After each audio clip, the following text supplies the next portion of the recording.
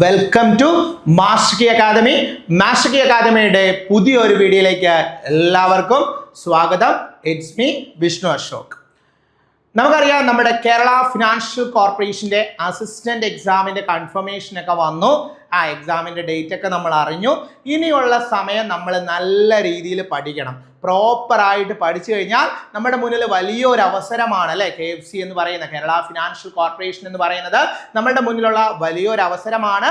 കൊമേഴ്സുകാർ മാത്രമേ എഴുതുന്നുള്ളൂ. അപ്പോൾ അതൊക്കെ നമ്മളെ സംബന്ധിച്ചിടത്തോളം എന്താണ് വലിയ കാര്യമാണ്. നമ്മൾ ഒന്ന് ആഞ്ഞു പിടിച്ചു കഴിഞ്ഞാൽ നമ്മുടെ കയ്യിലേക്ക് എന്ത് വരും? ആ ജോലി ഇങ്ങ് വരും. അപ്പോൾ എന്ത് ചെയ്യുക? എല്ലാവരും സെറ്റല്ലേ?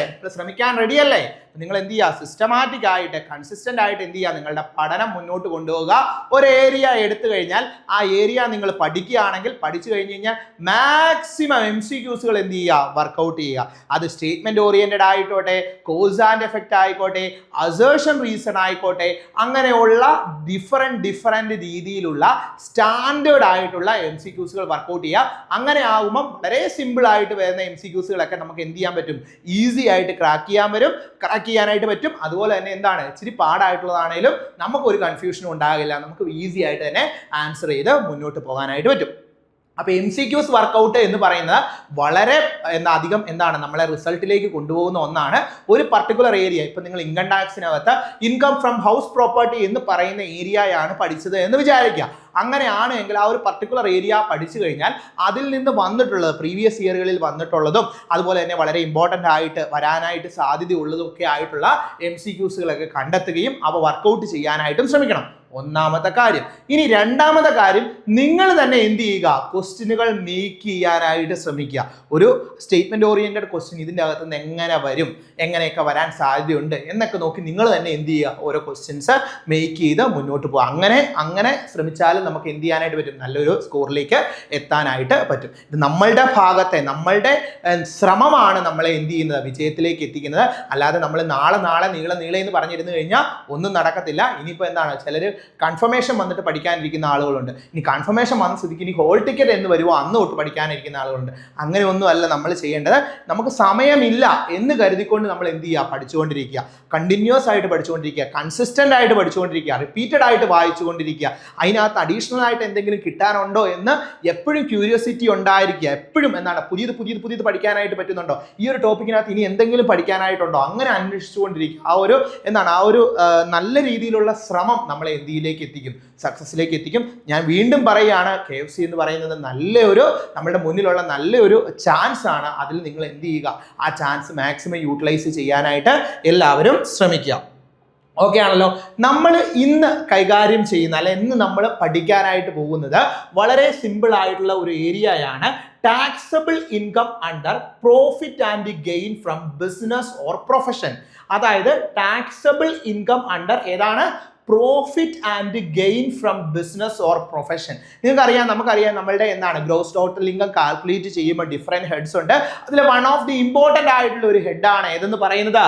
Profit and gain from business or profession എന്ന് പറയുന്നത്. ഇത് ഏത് സെക്ഷൻ്റെ അകത്ത് ഇൻക്ലൂഡഡ് ആകുന്നതാണ്? സെക്ഷൻ ഏതാണ്? സെക്ഷൻ 28 ആണ്. മക്കളെ ഓർത്ത് വെച്ചോണം, സെക്ഷൻ 28ലാണ് എന്തിനെ പറ്റി പ്രതിപാദിക്കുന്നത്? Profit and gain from business or profession. Profit and gain from business or profession.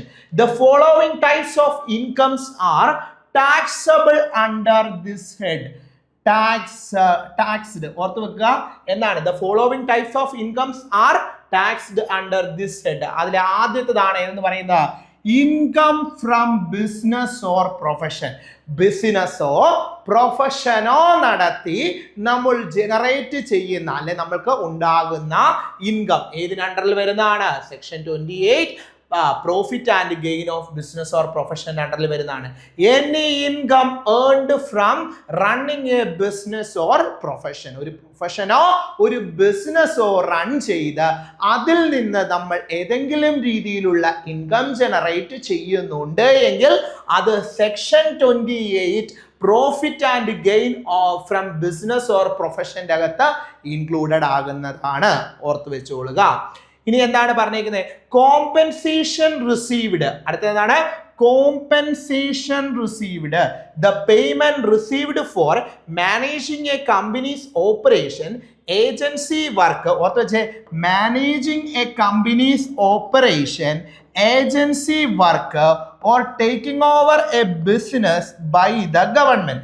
ഗവൺമെന്റിന്റെ ഏതെങ്കിലും ബിസിനസ് ടേക്ക് ഓവർ ചെയ്യുന്നതിലൂടെ, ഏജൻസി വർക്ക് ചെയ്യുന്നതിലൂടെ, കമ്പനിയുടെ ഓപ്പറേഷനുകൾ മാനേജ് ചെയ്യുന്നതിലൂടെയൊക്കെ ജനറേറ്റ് ചെയ്യുന്ന ഇൻകം ഉണ്ട് എങ്കിലും, പേയ്മെന്റ് ഏതെങ്കിലും രീതിയിലുള്ള പേയ്മെന്റ് റിസീവ് ചെയ്യുന്നുണ്ട് എങ്കിലും അതും ഏതിന്റെ അണ്ടറിൽ വരുന്നതാണ്? സെക്ഷൻ 28 ബിസിനസ് ആൻഡ് പ്രൊഫഷന്റെ അണ്ടറിൽ വരുന്ന, പ്രോഫിറ്റ് ആൻഡ് ഗെയിനോ ഫ്രം ബിസിനസ് ആൻഡ് പ്രൊഫഷന്റെ അണ്ടറിൽ വരുന്നതാണ്. ഓക്കെ ആണല്ലോ. അടുത്തത് നോക്കിയേ, അടുത്തത് എന്താണ് പറഞ്ഞിരിക്കുന്നത്? Income of trade or professional association. Income of trade or professional association. If an organization earned money from its members for providing specific services, അതായത് എന്തെങ്കിലുമൊക്കെ ഉള്ള സ്പെസിഫിക് ആയിട്ടുള്ള സർവീസസ് പ്രൊവൈഡ് ചെയ്യുന്നത് വഴി, അതായത് മെമ്പേഴ്സിനൊക്കെ എന്തെങ്കിലുമൊക്കെ സ്പെസിഫിക് ആയിട്ടുള്ള ആ ഓർഗനൈസേഷനിൽ അല്ലെ ആ ഒരു പ്രൊഫഷണൽ അസോസിയേഷനിലെ മെമ്പേഴ്സിനൊക്കെ എന്തെങ്കിലും രീതിയിലുള്ള സ്പെഷ്യൽ ആയിട്ടുള്ള സർവീസസ് ഒക്കെ പ്രൊവൈഡ് ചെയ്യുന്നത് വഴി ഓർഗനൈസേഷൻ എന്തെങ്കിലും ഏൺ ചെയ്യുകയാണെങ്കിൽ, മണി ഏൺ ചെയ്യുകയാണെങ്കിൽ അതും ഏതിന് അണ്ടറിൽ വരുന്നതാണ്? Profit and gain of business and പ്രൊഫഷന്റെ അണ്ടറിൽ വരുന്നതാണ്. അടുത്തതാണ് foreign trade receipts. Foreign trade receipts. The income earned from international business dealings. അതായത് income earned from international business dealings. International ആയിട്ടുള്ള ബിസിനസ് ഡീലിങ്സ് വഴി എന്തെങ്കിലും രീതിയിലുള്ള ഇൻകം ജനറേറ്റ് ചെയ്യുകയാണെങ്കിൽ അതും ഏതിന് അണ്ടറിൽ വരുന്നതാണ്? സെക്ഷൻ 28 ബിസിനസ് ആൻഡ് പ്രൊഫഷന്റെ അകത്ത്, അല്ലെ? Profit and gain of business and പ്രൊഫഷന്റെ അകത്ത് വരുന്നതാണ്. അടുത്തതാണ് value of perquisites. Any benefits or perk received from business activity. Business ആക്ടിവിറ്റിയിൽ നിന്ന് എന്തെങ്കിലും രീതിയിലുള്ള ബെനിഫിറ്റ്സുകൾ അല്ലെങ്കിൽ പെർക്വിസിറ്റ്സുകൾ റിസീവ് ചെയ്യുന്നുണ്ടെങ്കിൽ അതും ഏതിന് അണ്ടറിൽ വരുന്നതാണ്? Profit and gain of business and പ്രൊഫഷന്റെ അണ്ടറിൽ വരുന്നതാണ്. ഇനി അടുത്താണ് റെമ്യൂണറേഷൻ ടു പാർട്ട്നേഴ്സ്. ഓർത്ത് വെച്ചോണം കേട്ടോ, ക്വസ്റ്റ്യൻ വന്നിട്ടുള്ളതാണ്. നമ്മൾ ഇതിന് ശേഷം ഈ ഏരിയ പഠിച്ചിട്ട് ഇതിന് ശേഷം ഇതിൽ നിന്ന് വരാൻ സാധ്യതയുള്ള ഒരുപാട് MCQs നമ്മൾ വർക്ക്ഔട്ട് ചെയ്യും. അന്നേരം നിങ്ങൾക്ക് മനസ്സിലാവും. ഓർത്ത് വെച്ചേ, remuneration to partners. Remuneration to partners എന്ന് പറഞ്ഞാൽ payment made by the business partners. Business പാർട്ട്നേഴ്സിന് കിട്ടുന്ന ആ ഒരതും ഏതിന്റെ അണ്ടറിൽ വരുന്നതാണ്? ഏതിന്റെ അണ്ടറിൽ വരുന്നതാണ്? ബിസിനസ് ആൻഡ് പ്രൊഫഷന്റെ അണ്ടറിൽ വരുന്നതാണ്. അടുത്താണ് സ്പെക്യുലേറ്റീവ് ട്രാൻസാക്ഷൻ. ഓർത്ത് വെക്കണം കേട്ടോ, ഇത് സ്റ്റാർ മാർക്ക് ചെയ്ത് പഠിച്ചോണം. Speculative transaction, profit from the financial trading or betting in business. അതായത് ഫിനാൻഷ്യൽ ട്രേഡിംഗ് വഴി അല്ലെ ബെറ്റിംഗ് ഇൻ ബിസിനസ് വഴിയൊക്കെ ജനറേറ്റ് ചെയ്യുന്നതും ഏതിന് അണ്ടറിലാണ് വരുന്നത്? സ്പെക്യുലേറ്റീവ് ട്രാൻസാക്ഷൻ എന്ന് പറയുന്നത് ഏതിന് അണ്ടറിലാണ് വരുന്നത്? ബിസിനസ് ആൻഡ് പ്രൊഫഷന്റെ അണ്ടറിലാണ്. അടുത്താണ് keyman insurance policy. Keyman insurance എന്താണെന്നൊക്കെ അറിയാലോ അല്ലെ? കീമാൻ ഇൻഷുറൻസ് പോളിസി അതും ഏതിന് അണ്ടറിലാണ്? നമ്മുടെ ബിസിനസ് ആൻഡ് പ്രൊഫഷനകത്താണ് വരുന്നത്. എങ്ങനെയാണ്? The insurance proceeds received under the policy taken by key employees of the business. Key എംപ്ലോയീസിന്മേൽ നമ്മൾ എടുക്കുന്ന എന്താണ് പോളിസിയാണ് കീമാൻ ഇൻഷുറൻസ് പോളിസി എന്ന് പറയുന്നത്. അതിൽ നിന്ന് നമ്മൾ എന്തെങ്കിലും ഒരു പ്രൊസീഡ്സ് റിസീവ് ചെയ്തിട്ടുണ്ടെങ്കിൽ, ഏതെങ്കിലും രീതിയിലുള്ള പ്രൊസീഡ്സ് റിസീവ് ചെയ്തിട്ടുണ്ടെങ്കിൽ ആ ഏർണിങ്സ് ഏതിന്റെ അണ്ടറിലാണ് മക്കളെ വരുന്നത്? ഏതിന്റെ അണ്ടറിലാണ്? നമ്മളുടെ ബിസിനസ് ആൻഡ് പ്രൊഫഷന്റെ അണ്ടറിലാണ് വരുന്നത്. ഇനി അടുത്ത നോക്കുക, non compete agreement. Non compete agreement, any money received for agreeing not to do. ഓർത്ത് വെച്ചേ, എഗ്രീയിങ് നോട്ട് ടു ഡു. ഞാൻ ഇന്ന ബിസിനസ് നടത്തുകയില്ല, ഞാൻ ഇന്ന കാര്യത്തിൽ ഇൻക്ലൂഡഡ് ആകില്ല, ഈ ബിസിനസ് സീക്രട്ട് ഞാൻ ആരോടും പറഞ്ഞു കൊടുക്കില്ല എന്നൊക്കെ പറഞ്ഞുകൊണ്ട് നോട്ട് ടു ഡു. ഓർത്ത് വെച്ചോണം, നോട്ട് ടു ഡു. അതായത് എന്താ പറഞ്ഞിരിക്കുന്നത്? Non compete agreement. ഇത് ചോദിച്ചാൽ അവർ കാണാം കേട്ടോ. ഓർത്ത് വെച്ചോണം, any money received for agreeing not to do a particular business. ഒരു പർട്ടിക്കുലർ ആയിട്ടുള്ള ബിസിനസ് ഞാൻ നടത്തില്ല, ബിസിനസ് സീക്രട്ട് നടത്തില്ല എന്നൊക്കെ പറഞ്ഞുകൊണ്ട് നമ്മൾ എന്തെങ്കിലും മണി റിസീവ് ചെയ്യുകയാണ് മറ്റൊരു ബിസിനസിന്റെ കയ്യിൽ നിന്ന്. നമ്മൾ ഒരു ബിസിനസ് നടത്തുകയാണ്, അപ്പോൾ നമ്മുടെ കോമ്പറ്റീറ്റേഴ്സ് നടത്തുന്ന ബിസിനസ്സിലേക്ക് നമ്മൾ അത്തരത്തിലൊരു ബിസിനസ് നമ്മൾ നടത്തില്ല എന്ന് പറഞ്ഞ് അവരുമായിട്ടൊരു എഗ്രിമെന്റിൽ ഏർപ്പെടുന്നു. എന്നിട്ട് അവർ എന്ത് ചെയ്യാണ്? നമുക്കൊരു മണി തരികയാണ് ആ ബിസിനസ് നടത്താതിരിക്കാനായിട്ട്, അല്ലെങ്കിൽ നമ്മളൊരു ആ ഒരു ബിസിനസ് സീക്രട്ട് ഷെയർ ചെയ്യാതിരിക്കാനായിട്ട്. അങ്ങനെയൊക്കെ നമുക്ക് എന്തെങ്കിലും മണി റിസീവ് ചെയ്തിട്ടുണ്ടെങ്കിൽ അതും ഏതിന്റെ അണ്ടറിലാണ് വരുന്നേ? ഏതിന്റെ അണ്ടറിലാണ് മക്കളെ വരുന്നേ? Business and profession. മിടുക്കി. അടുത്ത നോക്കിയാൽ അടുത്ത എന്താ പറഞ്ഞേക്കുന്നത്? ഇൻകം ഫ്രം എന്താണ്? Demolition of sale of capital asset. അതായത് ക്യാപിറ്റൽ അസറ്റിന്റെ അല്ലെ, ക്യാപിറ്റൽ അസറ്റ് നിങ്ങളൊന്ന് ഓർക്കണം. സെയിൽ ഓഫ് ക്യാപിറ്റൽ അസറ്റ് എന്ന് പറയുമ്പോൾ നിങ്ങൾ ഓർക്കും ഇത് ഏതിൻ്റെ അകത്ത് വരും അല്ലേ, നമ്മുടെ എന്താണ് നമ്മുടെ ലാസ്റ്റ് ഹെഡിൻ്റെ അകത്ത് വരികയല്ലേ എന്ന് ഓർക്കും അല്ലേ. അതല്ല, ഇതോടെ ഓർത്ത് വെക്കണം. ഇൻകം ഓഫ് അതായത് സെയിൽ ഓഫ് ക്യാപിറ്റൽ അസറ്റ് എന്ന് ഉദ്ദേശിക്കുന്നത് money received when selling or demolishing the business property. ഏതെങ്കിലും ഒരു ബിസിനസ് പ്രോപ്പർട്ടി, അതായത് ബിസിനസ് എൻഡ് ചെയ്യുന്ന സമയത്തല്ല കേട്ടോ മക്കളെ, ഓർത്ത് വെക്കണം. ബിസിനസ് റൺ ചെയ്തുകൊണ്ടിരിക്കുന്ന സമയത്ത് ബിസിനസിന്റെ ഏതെങ്കിലും രീതിയിലുള്ള ക്യാപിറ്റൽ പ്രോപ്പർട്ടി, ക്യാപിറ്റൽ അസറ്റ് ഉണ്ടല്ലോ, അത് സെല്ല് ചെയ്യുകയാണെങ്കിൽ ഓർത്ത് വെക്കുക. ബിസിനസ് എൻഡ് ചെയ്യുന്ന സമയത്തല്ല, ബിസിനസ്സിന്റെ ഏതെങ്കിലും ഒരു ക്യാപിറ്റൽ അസറ്റ് അവർ ഡിസ്ട്രോയ് ചെയ്യാനായിട്ട് തീരുമാനിക്കുകയാണ്, അല്ലെങ്കിൽ അതെന്താണ് സെല്ല് ചെയ്യാനായിട്ട് തീരുമാനിക്കുകയാണ്. അറ്റ് ദ ടൈം ആ ബിസിനസ് ഡ്യൂറി ചെയ്തുകൊണ്ടിരിക്കുന്ന സമയത്ത്, ബിസിനസ് നടന്നുകൊണ്ടിരിക്കുന്ന സമയത്താണ്, ഡ്യൂറിങ് ദ ബിസിനസ് ആ ഒരു സ്റ്റേജിലാണ് എങ്കിൽ അത് ഏതിൻ്റെ അണ്ടറിൽ വരും? ബിസിനസ് ആൻഡ് പ്രൊഫഷന്റെ അണ്ടറിലാണ് വരുന്നത്. ഇനി അടുത്താണ് conversion of stock into capital asset. Conversion of സ്റ്റോക്കിനെ എന്തായിട്ട് കൺവേർട്ട് ചെയ്യാണ്? ക്യാപിറ്റൽ അസറ്റ് ആയിട്ട് കൺവേർട്ട് ചെയ്യാണ്.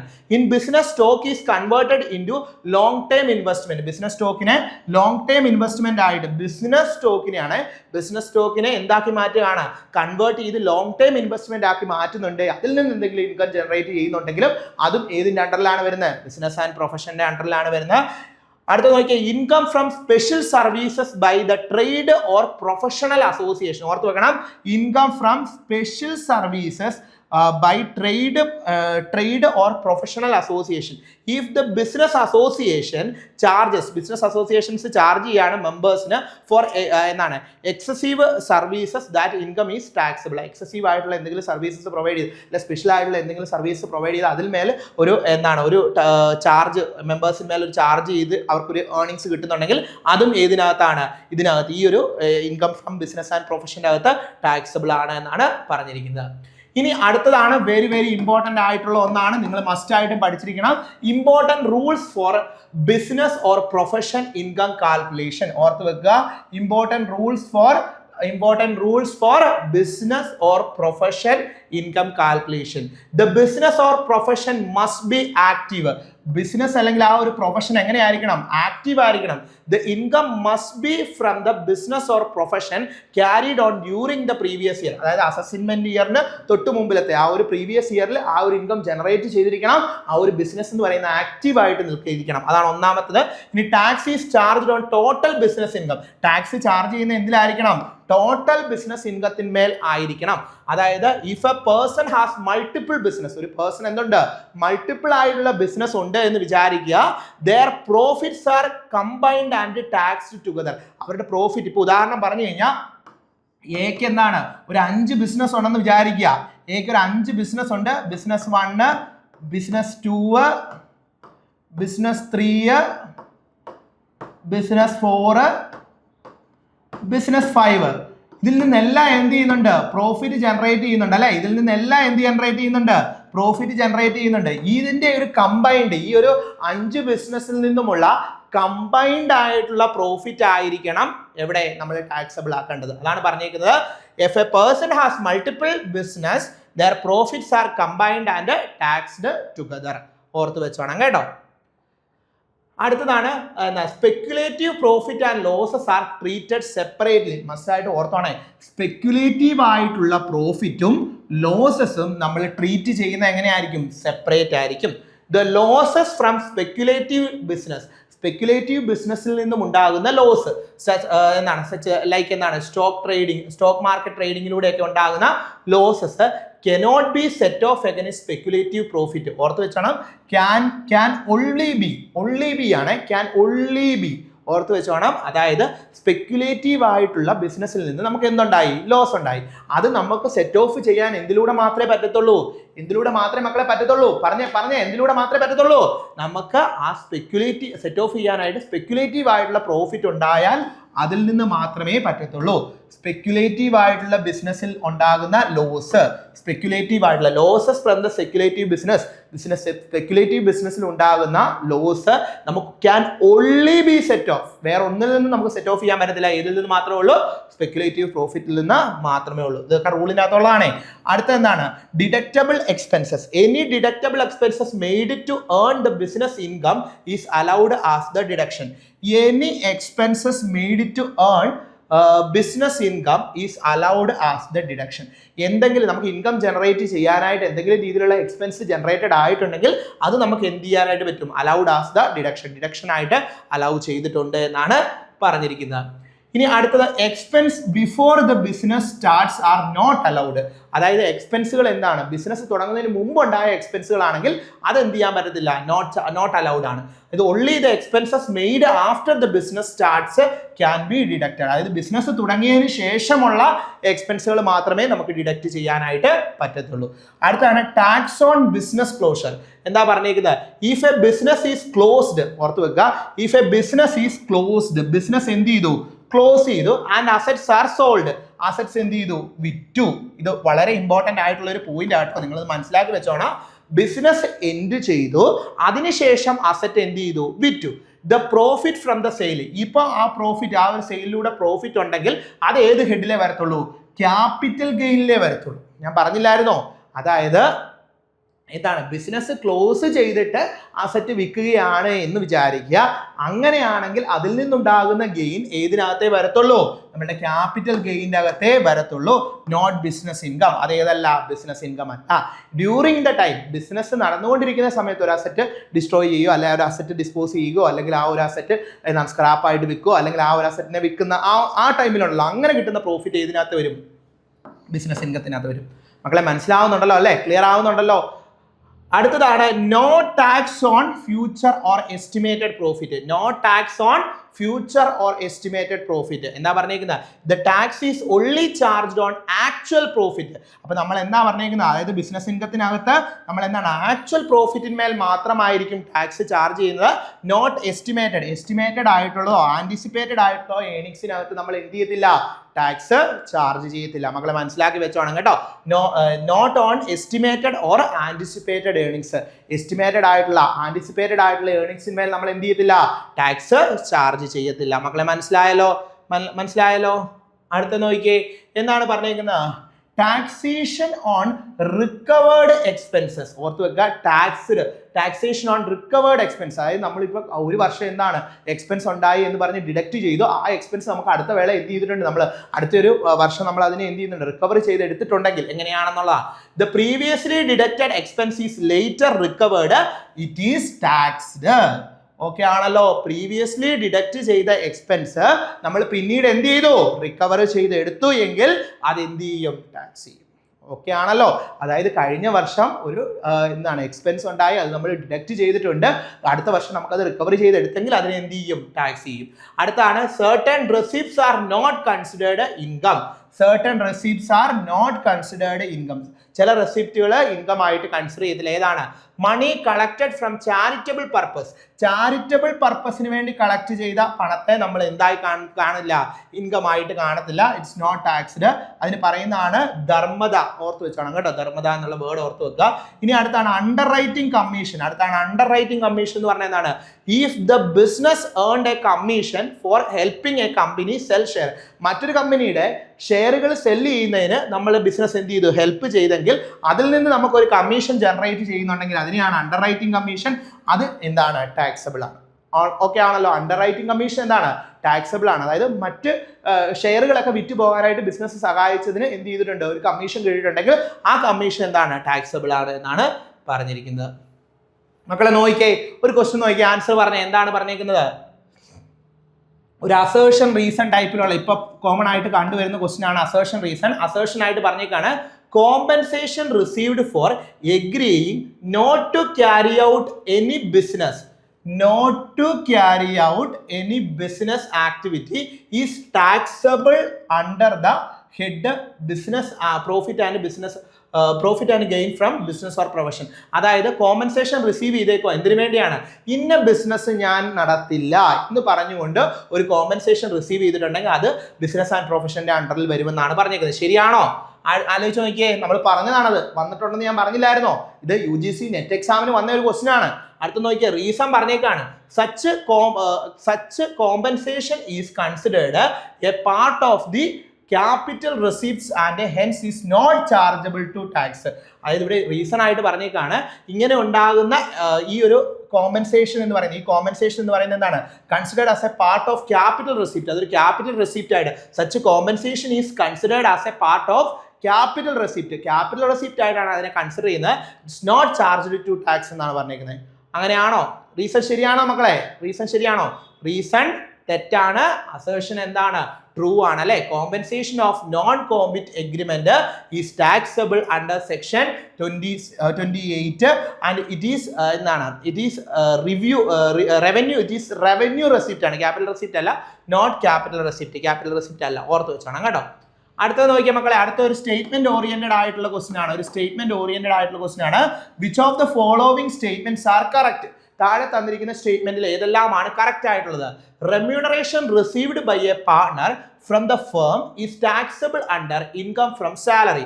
Remuneration received by a partner, ഒരു പാർട്ണർ റിസീവ് ചെയ്യുന്ന remuneration taxable under income from salary ആണോ? പാർട്ണർ റിസീവ് ചെയ്യുന്ന റെമ്യൂണറേഷൻ എന്ന് പറയുന്നത് ഏതിനകത്താണ് വരുന്നത്? Income from business and profession ആണ്. അതുകൊണ്ട് തെറ്റാണ്. അടുത്ത നോക്കിയേ, income from the sale of stock in trade converted to capital asset. Income from sale of stock in trade എന്ത് ചെയ്തേക്കാം? കൺവേർട്ടഡ് ടു ക്യാപിറ്റൽ അസറ്റ് ആയിട്ട് കൺവേർട്ട് ചെയ്തപ്പോൾ ഉണ്ടായ ആ ഒരു ഇൻകം എന്താണ്? ഈസ് ടാക്സബിൾ അണ്ടർ ക്യാപിറ്റൽ ഗെയിനിലാണോ കൺവേർട്ട് ചെയ്യുമ്പോൾ ഉള്ളത്? അവിടെയായിരുന്നു ബിസിനസ് ആൻഡ് പ്രൊഫഷൻ. അത് ബിസിനസ് നടന്നുകൊണ്ടിരിക്കുമ്പോഴല്ലേ നടക്കുന്നത്.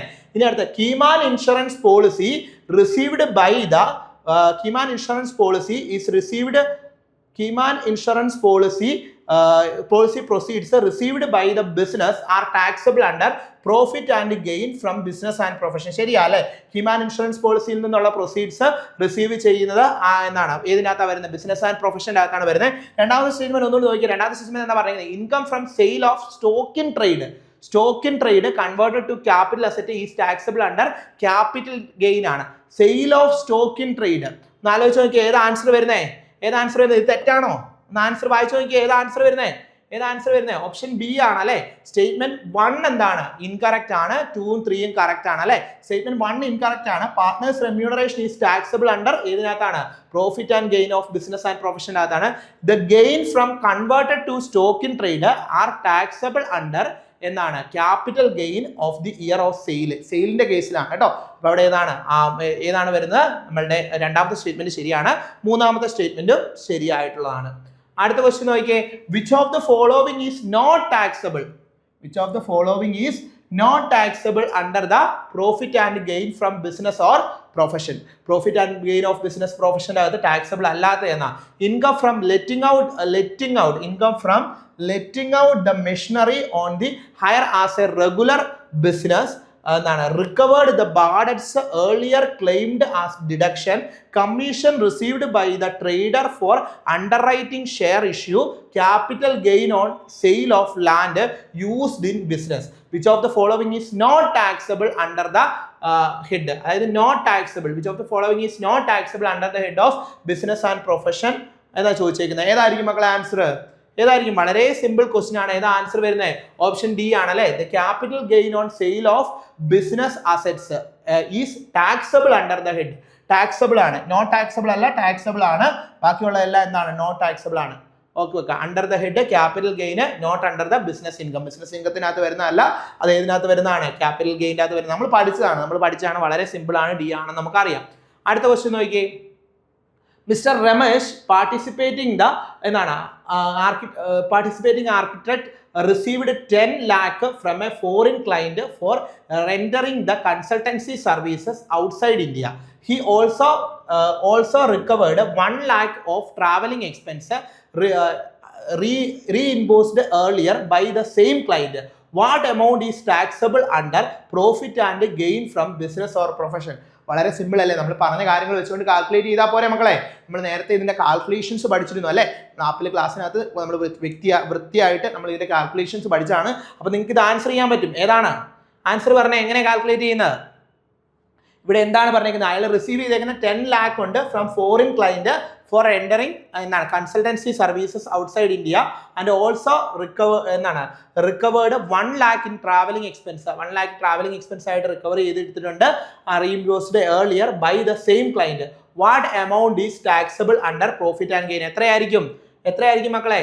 എത്രയായിരിക്കും? ഓപ്ഷൻ ബി ആണ് അല്ലെ? ഓപ്ഷൻ ബി ആണ് വരുന്നത്. ഓപ്ഷൻ ബി ആണ്, വളരെ സിമ്പിൾ ആണ്. ഓപ്ഷൻ ബി ആണ് വരുന്നത്. അതായത് നമ്മളുടെ എന്താണ് ഇവിടെ നോക്കുക, എന്താണ് 10 lakh from foreign consultancy is taxable received in India and accrued in India. അതായത് depending on the residential status അനുസരിച്ച് നമുക്കറിയാം 10 lakh എന്നുള്ളത്. ദെൻ 1 lakh എന്ത് ചെയ്തിട്ടുണ്ട്? റിക്കവേർഡ് എക്സ്പെൻസ് ആണ്. റിക്കവേർഡ് എക്സ്പെൻസും എന്താണ്? ടാക്സബിൾ ആണ്. അപ്പൊ രണ്ടും കൂടി വരുമ്പോഴത്തേക്കിന് എത്ര വരും? 11 lakh അല്ലെ? 11 lakh. ഓക്കെ ആണല്ലോ. അടുത്തത് നോക്കിയേ. A business stopped operating in operating in financial year 2023 and 2024, and the financial year 2024 and 25 it is sold a machine used by the ബിസിനസ്സിന് അത് യൂസ് ചെയ്ത്, അത് ഓർത്ത് വെക്കുക, ഇത് സ്റ്റോപ്ഡ് ആണ്. ഓർത്ത് വെച്ചാണ് 2003-2004 ഫിനാൻഷ്യൽ ഇയർ സ്റ്റോപ്പ് ചെയ്താണ്. 2024 2025 അത് എന്ത് ചെയ്തിട്ടുണ്ട്? അവർ യൂസ് ചെയ്തിരുന്ന ഒരു മെഷീൻ എന്ത് ചെയ്തു? സെയിൽ ചെയ്തു. അതിലൂടെ ഒരു പ്രോഫിറ്റ് ഗെയിൻ ചെയ്തിട്ടുണ്ടെങ്കിൽ ഇറ്റ് വിൽ ബി ടാക്സ്ഡ്. ആ പ്രോഫിറ്റ് എവിടെ ടാക്സ് ചെയ്യുമെന്നാണ് ചോദിച്ചിരിക്കുന്നത്? Under profit and gain off from the business and profession ആണോ? ഇൻകം ഫ്രം അതർ സോഴ്സ് ആണോ? ക്യാപിറ്റൽ ഗെയിൻ ആണോ? നോട്ട് ടാക്സബിൾ ആണോ? ഏതിന് അണ്ടറിൽ വരുമെന്ന് നമ്മൾ പറഞ്ഞിരുന്നത്?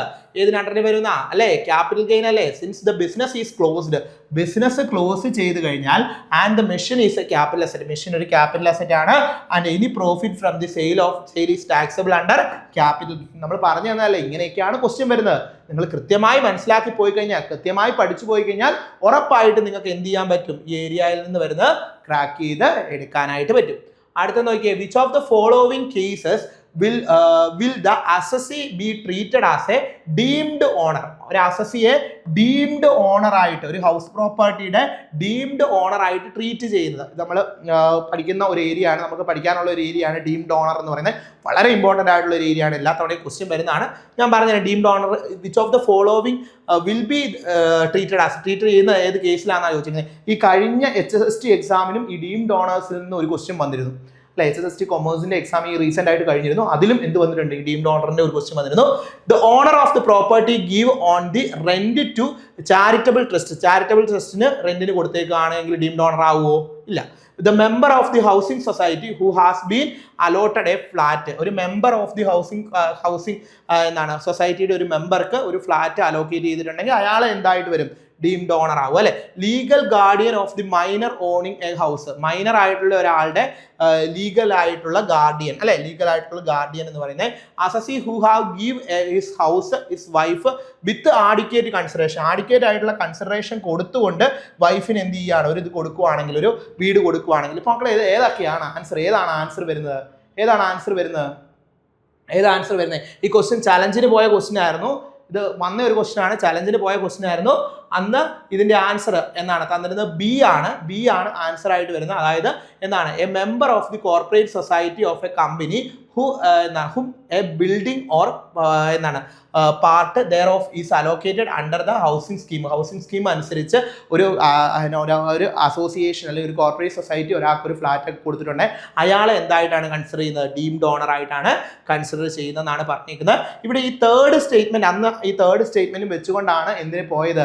നമ്മളുടെ ഈ ഇതിന് പോയിരുന്നത്. അപ്പോൾ തേർഡ് സ്റ്റേറ്റ്മെന്റ് അത് പറഞ്ഞ legal guardian of A minor owning house എന്നാണ് പറഞ്ഞിരിക്കുന്നത്. Legal guardian on minor owning house എന്ന് പറഞ്ഞു കഴിഞ്ഞാൽ മൈനർക്ക് ഓൺ ചെയ്യാനായിട്ട് പറ്റില്ല, ഒരു ഹൗസ് ഓൺ ചെയ്യാനായിട്ട് പറ്റത്തില്ല. വിത്തൗട്ട് കൺസിഡറേഷൻ മൈനറുടെ പേരിലേക്കൊക്കെ എഴുതി കൊടുക്കുകയാണെങ്കിൽ എന്തായിട്ട് മാറും? ഡീംഡ് ഓണറായിട്ട് മാറും എന്ന് പറഞ്ഞിട്ടുണ്ടായിരുന്നു. ആ കേസസ് ഒക്കെ നിങ്ങൾ പഠിച്ചു വേണം, ഡീംഡ് ഓണേഴ്സിന്റെ കേസസ് പഠിച്ചു വേണം. എല്ലാ വേളയും അതിൽ നിന്ന് എന്ത് വരുന്നതാണ്? ക്വസ്റ്റ്യനുകൾ വരുന്നതാണ്. ഓക്കെ ആണല്ലോ? കൃത്യമായിട്ട് മനസ്സിലായല്ലോ? അപ്പോൾ കൃത്യമായിട്ട് പഠിക്കുക. നമ്മളൊരു ഏരിയ പഠിച്ചു കഴിഞ്ഞാൽ ആ ഏരിയയിൽ നിന്ന് വരാൻ സാധ്യതയുള്ള മാക്സിമം MCQs എന്ത് ചെയ്യുക? നിങ്ങൾ വർക്കൗട്ട് ചെയ്ത് മുന്നോട്ട് പോവുക. കൃത്യമായി പഠിക്കുകയും കൃത്യമായി ഫോക്കസ് ചെയ്യുകയും കൺസിസ്റ്റൻ്റ് ആയിട്ട് നിൽക്കുകയും ചെയ്യുന്ന ആളുകൾക്ക് കോമ്പറ്റേറ്റീവ് ആയിട്ടുള്ള എക്സാമുകൾ വളരെ ഈസി ആയിട്ട് ക്രാക്ക് ചെയ്ത് മുന്നോട്ട് പോകാനായിട്ട് പറ്റും. നമ്മളുടെ മാസ്റ്റർ കീയിൽ KFCയുടെ ക്ലാസ്സുകൾ ആരംഭിച്ചിട്ടുണ്ട്. നമ്മൾ സിസ്റ്റമാറ്റിക് ആയിട്ടാണ് പഠിച്ചു പോകുന്നത്. ഒരു പർട്ടിക്കുലർ ഏരിയ പഠിച്ചു കഴിഞ്ഞാൽ ആ ഏരിയയുമായി ബേസ് ചെയ്ത് വരാൻ സാധ്യതയുള്ള എല്ലാ MCQs നമ്മൾ ഡിസ്കസ് ചെയ്യാറുണ്ട്. നമുക്ക് റെക്കോർഡഡ് ക്ലാസ്സുകളുണ്ട്, ലൈവ് ക്ലാസ്സുകളുണ്ട്, PDF മെറ്റീരിയൽസ് ഉണ്ട്. അങ്ങനെ A to Z കാര്യങ്ങൾ നിങ്ങൾക്ക് നൽകിക്കൊണ്ടാണ് എന്ത് ചെയ്യുന്നത്, മാസ്റ്റർ കീയിലെ KFCയുടെ ക്ലാസ്സുകൾ, കേരള ഫിനാൻഷ്യൽ കോർപ്പറേഷൻ്റെ അസിസ്റ്റന്റ് എക്സാമിനുള്ള ക്ലാസ്സുകൾ പോകുന്നത്. അതിലൊരു മേജർ പോർഷൻ ഞാൻ തന്നെയാണ് ഹാൻഡിൽ ചെയ്യുന്നത്. അപ്പോൾ അതുകൊണ്ട് നിങ്ങൾ എന്ത് ചെയ്യുക, നമ്മുടെ ഒരു ക്ലാസ്സിലേക്ക് ജോയിൻ ചെയ്യുക. ജോയിൻ ചെയ്ത് കഴിഞ്ഞാൽ നമുക്ക് സിസ്റ്റമാറ്റിക് ആയിട്ട് പഠിച്ചു പോകാം. ഉറപ്പായിട്ട് നിങ്ങൾക്ക് എന്ത് ചെയ്യാനായിട്ട് പറ്റും, നല്ലൊരു റാങ്ക് നേടാനായിട്ട് അത് സഹായിക്കും. നിങ്ങൾ എന്ത് ചെയ്യുക, നിങ്ങൾക്ക് എന്തെങ്കിലും രീതിയിലുള്ള സജഷൻസോ, നിങ്ങൾക്ക് എന്തെങ്കിലും രീതിയിലുള്ള ഒരു പർട്ടിക്കുലർ ആയിട്ടുള്ള ഏരിയ നിങ്ങൾക്ക് ക്ലാസ് ആയിട്ട് വേണം, യൂട്യൂബിൽ വേണം, അങ്ങനെ എന്തെങ്കിലുമൊക്കെ ഉണ്ടെങ്കിൽ നിങ്ങൾ എന്ത് ചെയ്യുക, സിലബസ് നോക്കിയിട്ട് അതൊക്കെ ഒന്ന് കമൻറ്റ് ചെയ്യുക. നിങ്ങൾക്ക് എന്തെങ്കിലും സജഷൻസ് ഉണ്ടെങ്കിലും അറിയിക്കുക. ഇതുപോലുള്ള ഇൻഫർമേറ്റീവ് ആയിട്ടുള്ള വീഡിയോസ് കാണാനായിട്ട് നമ്മളുടെ ചാനൽ നിങ്ങൾ സബ്സ്ക്രൈബ് ചെയ്യുക. മറ്റെന്തെങ്കിലും ഇൻഫർമേഷൻസ് നിങ്ങൾക്ക് അറിയണമെങ്കിൽ കമൻറ്റിലൂടെയൊക്കെ നമ്മളെ അറിയിക്കുക. നമ്മളുടെ നമ്പർ താഴെ കൊടുത്തിട്ടുണ്ട്. അപ്പോൾ ആ നമ്പറിൽ കോൺടാക്ട് ചെയ്ത് കഴിഞ്ഞാൽ നമ്മുടെ പുതിയ ബാച്ചിൽ നിങ്ങൾക്ക് ജോയിൻ ചെയ്യാനായിട്ട് പറ്റും. സിസ്റ്റമാറ്റിക് ആയിട്ട് പഠിക്കാം, അല്ലെങ്കിൽ എനിക്ക് ഈ ഒരു എക്സാം നേടിയെടുക്കണം എന്നൊക്കെ ആഗ്രഹിക്കുന്നവർ നമ്മളോടൊപ്പം ചേരുക. നിങ്ങളെ ആ ലക്ഷ്യത്തിലേക്ക് എത്തിക്കാനായിട്ട് സഹായിക്കും. നിങ്ങളുടെ സജഷൻസ് എന്തെങ്കിലും ഉണ്ടെങ്കിൽ കമൻറ്റ് ചെയ്യുക. അതുപോലെ ഏതെങ്കിലും ഒരു പർട്ടിക്കുലർ പോർഷൻസ് വീണ്ടും റിപ്പീറ്റഡ് ആയിട്ട് നിങ്ങൾക്ക് എടുക്കണം, ക്ലാസ് ആയിട്ട് വേണം, അല്ലെങ്കിൽ അതിൻ്റെ MCQs സീരീസ് ഒന്ന് യൂട്യൂബിൽ ഇടണം, അങ്ങനെ എന്തെങ്കിലുമൊക്കെ സജഷൻസ് ഉണ്ടെങ്കിൽ അതും നിങ്ങൾക്ക് എന്ത് ചെയ്യാം, കമൻറ്റിലൂടെ അറിയിക്കാം. അപ്പോൾ മറ്റൊരു ക്ലാസ്സിൽ കാണാം. It's me Vishnu Ashok. Thank you.